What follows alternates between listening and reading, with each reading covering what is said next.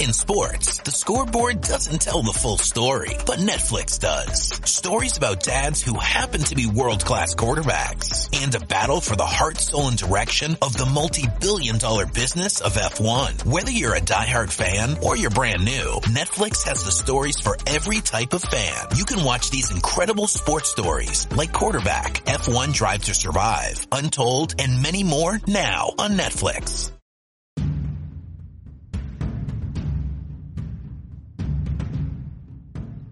This is the Scarlet Supporters Podcast. You can contact us on all the usual social media platforms, or you can email us on scarletspems@gmail.com. Enjoy the show. Okay. Hello and welcome to this bonus edition of the Scarlets Podcast. I am joined today by a member of Llandovery's committee, Gareth Salt. How are you? I'm very well, thank you. How are you? I'm good. So, obviously, what exactly is your role within the club, or what do you do for Llandovery? I'm the assistant secretary of a board of directors with 13. So I help basically the secretary, Dr. Robin Barlow, with anything if he's away, and then I tend to sort out the admin for the first 15. So, and I'm also the link between the first 15 and the board, so I tend to spend quite a bit of contact and time with our head coach, Eros Evans, and then I sort out things like the permits and the transfers for the first 15 then. So busy job then, really, for the yeah, it's a busy job. A lot of it is it's admin. I try to work it around my working hours, but it's enjoyable, and you get a lot of enjoyment out of it. So it's not too bad actually. I'm lucky with the board that I've got, that we all get on with each other, and I'm very fortunate that with having Eros and working with Eros, because he's great not only in his job as a head coach but also to deal with as a person. Brilliant. So we've just had the season kick off, and just a small fixture on the weekend for you. Yeah. So, travelling away to your most local rivals. So were you at the game? Yeah, I was at the game. Yeah, I was fortunate. It was a hot day, but it was, I was fortunate to be there. So walk me through it. What can you tell me about the game? Because I've seen the scoreline. What was it, 54-31? Yeah, I think it's 54-31. To be fair to Carmarthen, they stuck at it and they scored 4 tries in the end. They scored 2 tries in injury time, but to be fair to Carmarthen, they stuck at it and they picked up a bonus point. Weather suited us. If I'm honest, I think we were all a little bit apprehensive about going into the game, only because we were fortunate enough to win the league last year, and it was a great achievement for everybody involved for all the hard work they've done. But of course, we didn't finish till May the 21st, so we needed to give some time off to the boys, because to be fair, they started the first week in July, and then they went right through to the 21st of May. So we gave them a bit of extra time off. The original plan was to have 3 pre-season games, beginning with Cinderford away, followed by a midweek game against Llandovery, and then the following Saturday, Bridgend. Unfortunately, we didn't make it to Cinderford. We got as far as about Heads of the Valley, and there was a lot of smoke in the bus. So we made the decision that the bus wasn't fit to travel. So we lost the Cinderford game. And then we played the Llandovery one. Unfortunately, Bridgend couldn't play us on the Saturday, but they agreed to play us on the Thursday night. So we effectively played 2 games in 2 days. But then that was it for the pre-season. So we tend to play Llandovery most years, and we tend to give the youngsters and the ones who come in to train with us the opportunity there. And then more of the senior boys. The plan would have been, I think, to play 330s in Cinderford. So the boys would have had 2 lots of 30, and then probably gone 60 minutes against Bridgend. But unfortunately, they had 40 minutes against Bridgend, and then that was their only pre-season. And it was a pretty hot day. And to be fair to the boys, they dug in because they were out on their feet. I think Carmarthen were out on their feet a bit. And yeah, as much as it was great to win, 54-31, it was as I said, it was a little bit more comfortable going into injury time. The boys are exceptional, to be fair to them. Weather suited us. It was a fast, open game which suited our style. But I think, to be fair, I don't think you can put too much pressure, and you can't blame the boys at the end because they were out on their feet and said, Carmarthen dug in and we'll take the win. I mean, I think it's a testament to how far the players and the coaches have worked over the last probably 6 to 7 years. A derby is always tough. It is always tough. And if you'd have given us 3-0 a few years ago, we'd have bitten your hand off every single day of the week. So to go and score that many points and to win in the way we did, I think is a great testament to how well the players have kept themselves fit over the summer, but also by the first league game of the season, to be fair to the coaches, they've got them ready to play. And we'll see how this season goes. Well, that's not exactly easy stuff coming off, No. just a handful of minutes and it's straight into a big... Yeah, it is. Probably one of the biggest games of the years. And, it's our biggest game of the year. It's our local rivals. And I think everybody enjoys playing Carmarthen. I think Carmarthen enjoy playing us. There's players that have played for both clubs over the years. And, we have got a good relationship with us. They are our Towie Valley neighbours. We do get on with them well off the field, and then obviously on the field, like any derby, isn't it? It's head down. Everybody has the team that they want to support, and then 4:15, we head off for a pint and talk about the events of the previous hour and 3/4, isn't it? So the majority of the pre-season has been done off of the field, as the saying would go. So what sort of facilities have you got in Llandovery? Like, do you have your gym? I know that only Carmarthen Athletic have the indoor barn, but what sort of things do Llandovery have? What do they offer? It's a bit, because boys travel a long way with us. I'll be honest with you, especially during the season. The working week would be that the boys will train on a Tuesday night in the barn in Parc y Scarlets. And we're grateful for the Scarlets for giving us that. So we train in Parc y Scarlets on Tuesday, and then we train in Maes y Gwendraeth. We're very fortunate that Maes y Gwendraeth are willing for us to use their facilities on a Thursday night.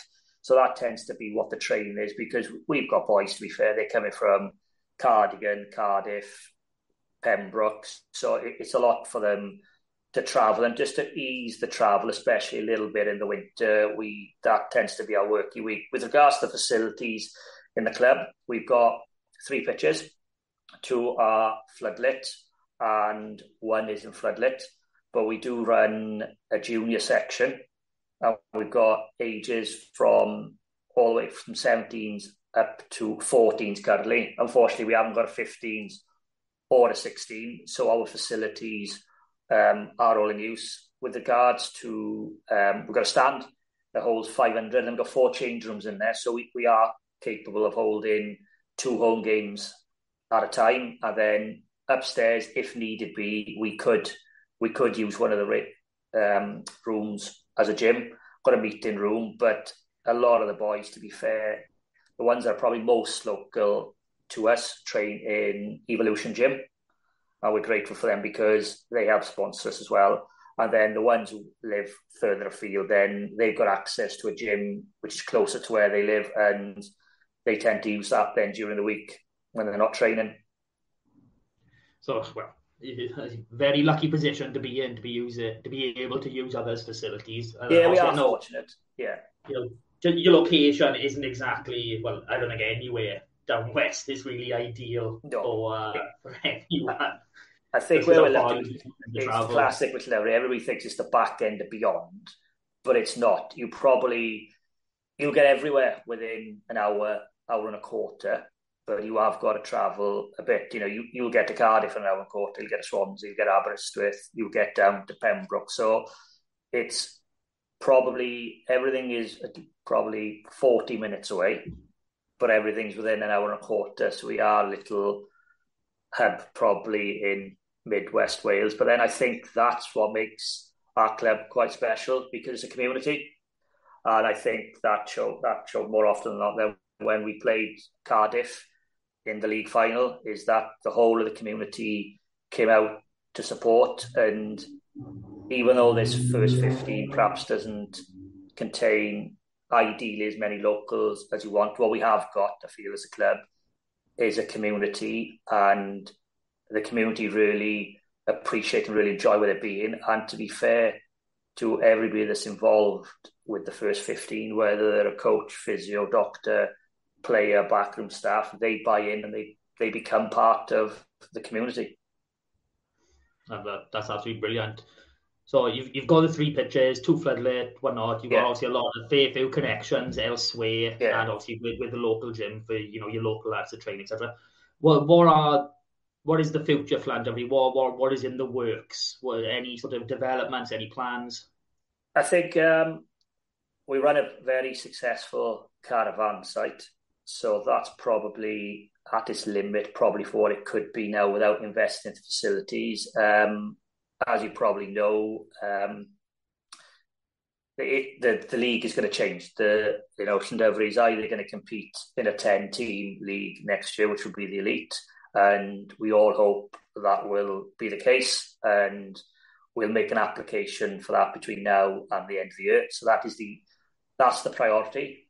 If we're not fortunate enough to get in that 10, then we will go into a 13-team premiership. So that's the plan for the first 15 moving forward.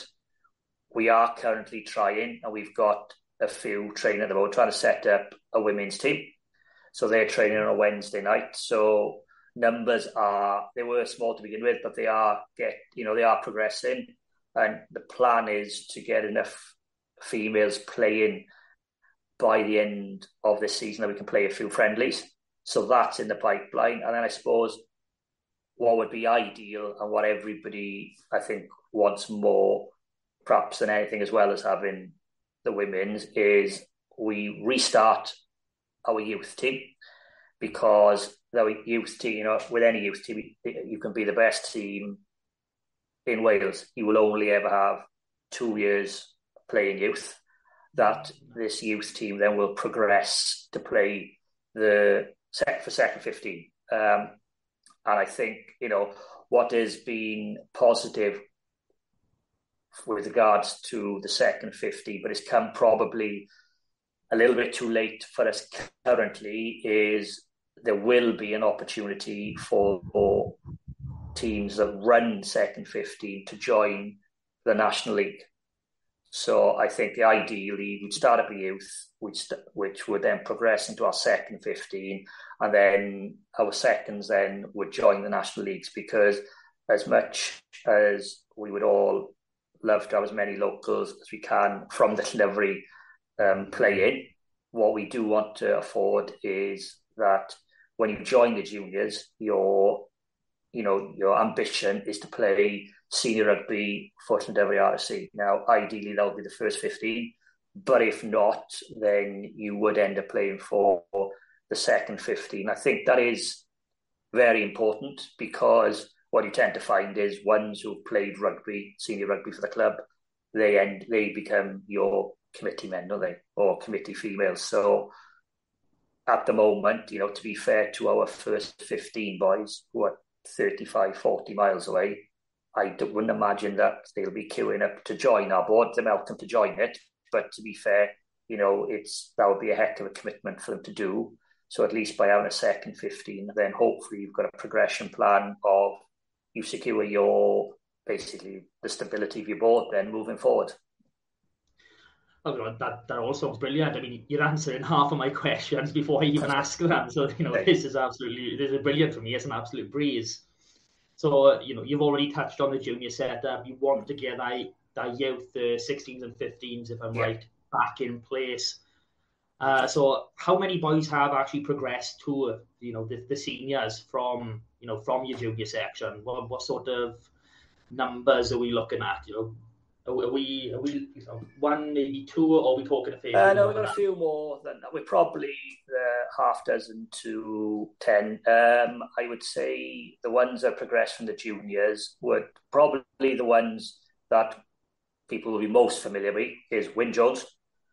and he took a completely different path to what most would do these days, in that he's actually played all ages and all sides for Llandovery. He's been through the juniors, he's played for the youth, he's played for the seconds, he's played for the first 15. After performing well for the first 15, he's got a Scarlet's contract, Scarlet's into Wales, Wales into the Lions. So he's probably the one that's most famous, along with Emmett Phillips, coach now down the Scarlets, to be fair. He's progressed well. He came through the junior section as well. And then he also played for Llandovery, and then was fortunate enough to go the Scarlets and then on to Wales. Dav Hughes, who's just left the Scarlets and signed for Jersey, he's another one. And then we've got two, probably three at the moment. David Land, he benched for us on the weekend. He's playing first 15 rugby at the moment, as is Harry Dole. Harry Dole was another one that he went on to play for the Scars, so then went to Worcester. Unfortunately, we all know about the demise of Worcester, so he's come back to play for Llandovery. And then we've had a youngster with us who's just qualified. He's been away in Cardiff Uni. Kai Davis has also trained with us over the summer, so they're probably the ones that are right now are the ones closest to it. And as I said, then you've got those boys that I've mentioned previously that have actually got on to play for the region, Wales, and in Wynn's case, for the Lions. So obviously we touched on a bit, you already mentioned you, Ross, being the head coach, but obviously a lot of coaching does go on for this, and it seems like you've got a pretty solid ladder all the way up. So in terms of your senior team, like who are your coaches and how many? Because I've seen Division 3 sides with like 6 coaches, so it's laughable in some cases, but being, a top-end Premiership team, you've probably got a full backroom staff. Yeah, so we've got Eros as a head coach and also does forwards. Then we've got Gareth Potter is our attack coach. Then we've got Tom Hancock is in charge of the defence. We've got Nick Hudd does the contact area. And then we've got Oshan Edwards, he is our strength and conditioning. So that's 5 in total. Then we've got 3. We tend to have 2 of them as kit men, so they tend to help out. And then we've got a team of 3 physios, and 2 of them will be there every Saturday. So that tends to be our backroom kind of staff. So I would say Eros, Tom, and Gareth probably do the most coaching, along with Nick Cudd, and then Oshan Edwards naturally as the strength and conditioning. He'll do the earlier parts of perhaps the training session, and then, in pre-season they tend to do quite a bit of it because you've got to try and keep them as fit as you can. So yeah. So those are the men responsible for the real champions of Wales. Yeah. So no, to be fair, they work well together, and we've always prided ourselves on fitness. But to be fair, Oshan got us to peak at the right time, and we were lucky with the physios, and that we remained pretty much injury-free. And I think what's quite nice about Gareth, Eros, and Tom is they'll ask each other, and they won't necessarily go with what they all think, especially Gareth and Tom. They got a background in, Gareth was our defence coach before Tom came in, and then Tom had a background in attacks as well. So those 2 in particular, they'll perhaps liaise with one another about what to do. But then, as I said, with Eros as well, the 3 of them, they'll not question each other, but they will work together. What's good is they're willing to listen to each other, and they'll, especially if they think it's going to be for the benefit, especially between 2:30 and 4:15, because that's when you hope everything that you've worked on during the week will come to fruition, isn't it? So we've got a strong junior setup, reigning champions, great coaching group.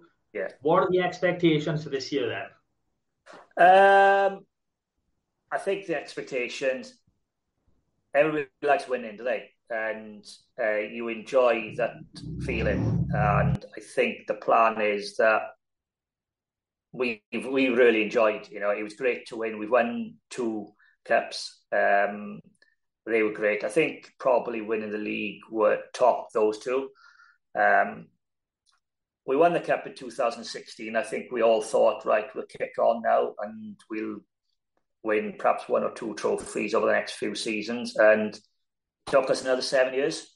So it shows that it's really tough to win things. But that said, I think probably, I don't think we did ourselves justice in the cup last year. We were in a pool of 3. And there weren't many games where we didn't perform last year, but we went up to Merthyr in the cup, but we didn't perform. And I think it really annoyed and it ate away at the players that you watch the cup final and everybody enjoys it day out.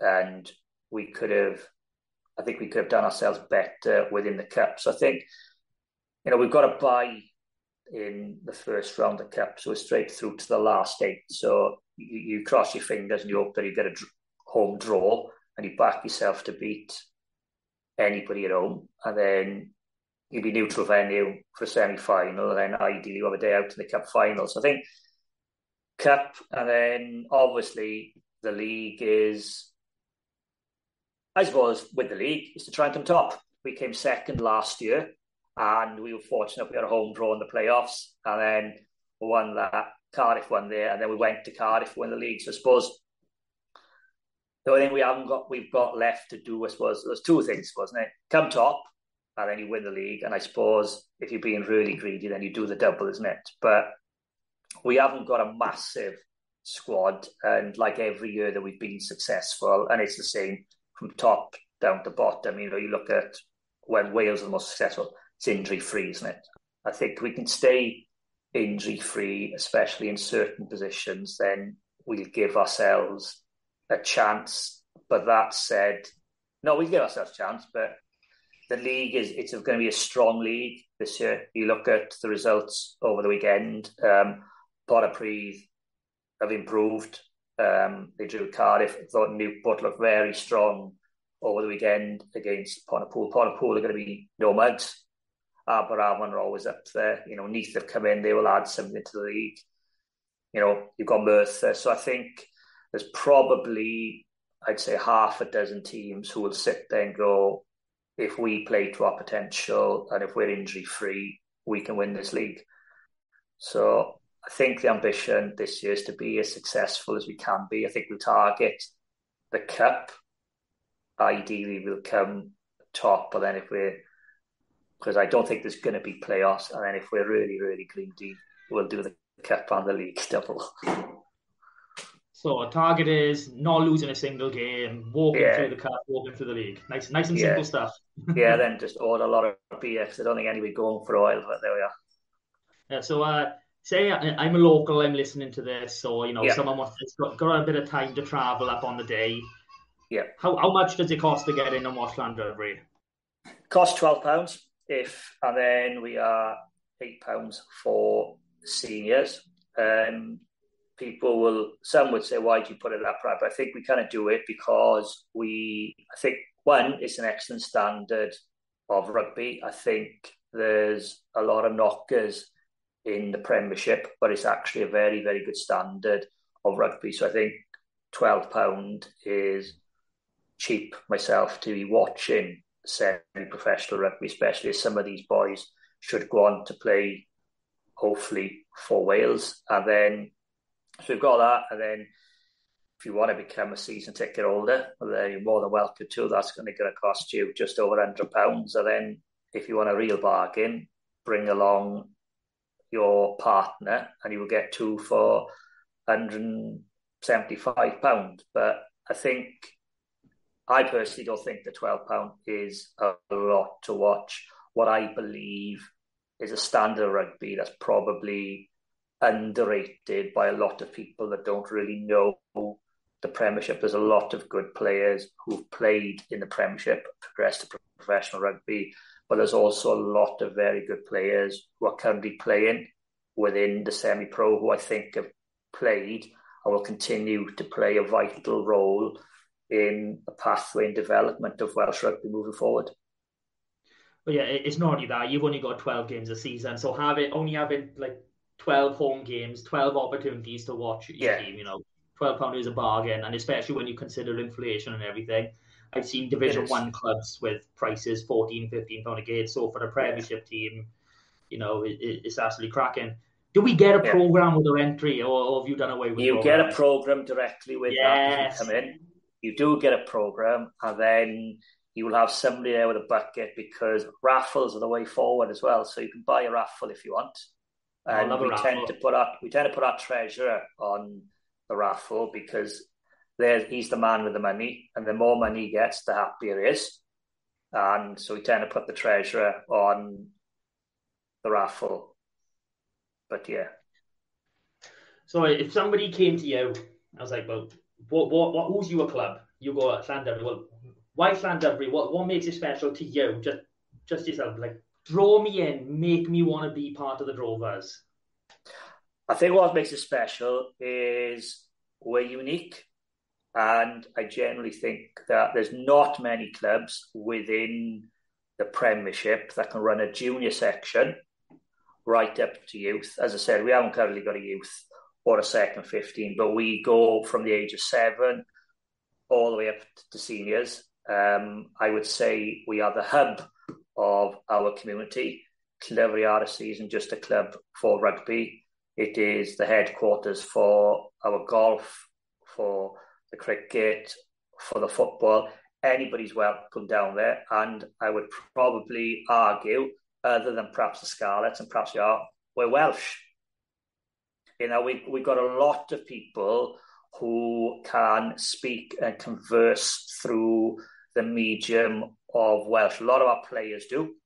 And there's a lot of conversations that go on through the medium of Welsh. And then even if you are not Welsh, like our current treasurer is, Mr. Stephen Locke, to be fair to Stephen, he makes a good effort to speak and to learn Welsh.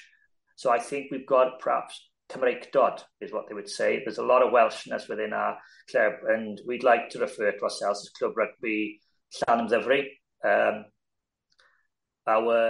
Predominantly, we try to start things in Welsh. If anybody comes along, it's worth coming along to listen to our president handle Davis's music set, which will have a lot of Welsh. And I would probably say, some would argue it's 50-50 Welsh and English. I'd probably go more towards the 60-40 with the Welsh. So I think we're probably, if not, I said the Scals, I class Scals as the Welshest of the 4 regions. And I would say that we are probably the most Welsh of all the Premiership clubs within Wales, because it's surprising how many bilingual people we have, and you'd be surprised in how many of our squad can actually converse through both languages. I love that. I love the Welshest. It's not the most Welsh, it's the Welshest. I love that word. It's absolutely amazing. Right, so I think that's all the soft stuff. That's all the easy stuff. We need to get into the hard hitting stuff now. How much is a pint in Clubhouse? Come on. Depends. See, get 10% off if you're a member. Oh, you're going to be like that, are you? Oh, yes. So I'm coming up for the day. I'm not a member. How much is it going to say? We'll see now. Give you members' prices. No, you're talking probably for that now, £4 a pint, isn't it? So we're about £3.60 if you're a member. Guinness is £4.10, and if you're a member, it's £3.69. See, as long as you show your card. So we need to get a card. But we need to get a card. You don't have to have a season ticket, right? But honestly, for the sake of £30, right? So it's only about £1.50 a week. If you become a member, you get a card, and then you'll save £30 over the year. Okay. If you give me your bank details, I'll get you a membership, and I'll send you a card. But you're not the treasurer, and you're the one trying to fleece me. That does. I know, but I'm doing the treasurer's work for you. I'll get a commission off the treasurer then. So let's talk some of these players. So, Who's the worst dressed player you got? Who's the worst dressed player we've got? I would have said he's just left. I would have said Ricky Guest. Have you seen his Crocs? He's probably the worst. Jack Maynard likes his style, to be fair. He's got some pretty retro stuff. Jack Jones got a lovely pair of Dr. Martens that he likes to get out. But worst dressed, Jamie Hughes sometimes. He's got Jamie Pants sometimes. He's got not. It's all right. It's some of my class is retro. I'm not sure what you call it. Well, with a name like Jamie Pants, I think he suits the bill pretty well, but yeah. So we'll wrap it up. Who's your club man? Who is the last man to leave a clubhouse? Who is always there afterwards, making sure he's having a good time, he's having a pint, he's supporting the club, even though he's playing every week? Who's the last person to leave? There's probably Jeff Timelin likes to be there late on a Friday, Saturday. Probably our groundsman, Phil Jones. He's probably the last to leave. He just goes and then he reappears, and then he goes and he reappears, and he'll be there Thursday night, Friday night, Saturday night. He'll come back down Sunday and probably go home Sunday afternoon. So he's probably him. And Jeff Timelin likes to be there late, to be fair. Yeah, he likes to be there quite late. He's good. He's good. He's good for the bar takers, Jeff is, to be fair to him. So we got Phil and Jeff, the true heart of Llandovery. Yeah, they probably. Some would like to say they more are, but I don't know. Yeah, I'd probably say Phil and Jeff, I'd say, because Jeff tends to have drunk more than Justin, and Justin's gone uptown or gone home, man. You haven't said yourself, so I'll take your word for this, but yeah. Thank you so much for all the information for the talk, Gareth. You've been absolutely answered all my questions without me asking. So, well, I couldn't have asked for anything more. So, thank you very much, and I hope to speak to you again. Yeah, hopefully speak to you again. And if you're ever up at Llandovery, there'll be a pint on the bar for you, okay? Oh, I'm coming now. You've That's sold fine. me. Yeah, no problem. Hey, look after yourself. Take care. And to you, mate. See you again. Thank you. Okay.